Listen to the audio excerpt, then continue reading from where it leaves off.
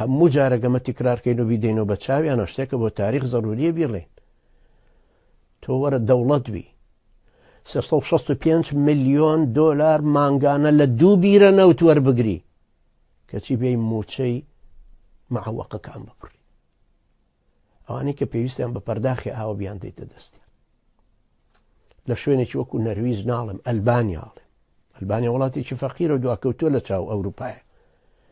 لە ئەلبانیا ئەو خزمەتی کە معوەقە کرێ، شوێنی تایبەتیان هەیە، دەرگای تایبەتیان هەیە، شقەی تایبەتیان هەیە، خزمەتکردنی تایبەتیان هەیە کە پێویستی پێی بوو نەفەرێک معاشخۆر لە خزمەتی ئەوە بێ ئەبن بە 2 کەسە گەر پێویستێکی زیادی کرد خۆی نەیتوانی احتیمات کاتە سەر خۆی. دەرمانی بە خۆڕاییە، سەفەرکردنی بە خۆڕاییە، ئەو هەموو خزمەتێک کە ئەکرێ. ناشێڵن دڵی بشکێ، ناشێڵن وا هەستکە بەزەییان پێیا دێت.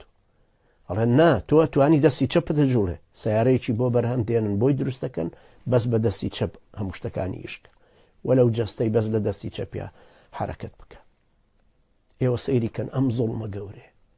تۆ سەیری ئەم مافیایانە، سەیری ئەم لاکۆڵانە، سەیری ئەم میلەتە مسەقەفەشیان دەستکەوت.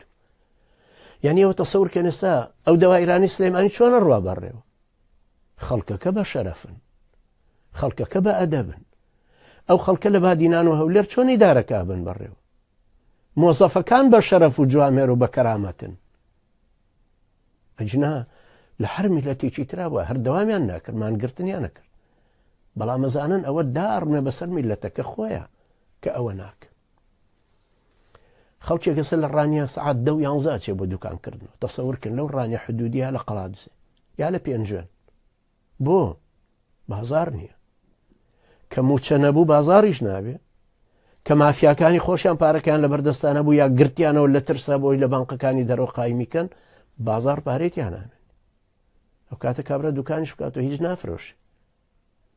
ئەنجا سەیری کەن چەند دوکانی فلاسی کرد، چەند شەریکەی فلاسی کرد، دوکان چۆن قیمەتی هاتۆتە خوارەوە، خانوو چۆن ئێستا ناشفرۆشێ بە نەک بە ڕبع قیمەتی جاران. حساباتی دەفتەر نەما، ئێستا پێ بڵێنەوە بە $1000 و چەند وەرەقەیە و چەند ئەوەندەکە.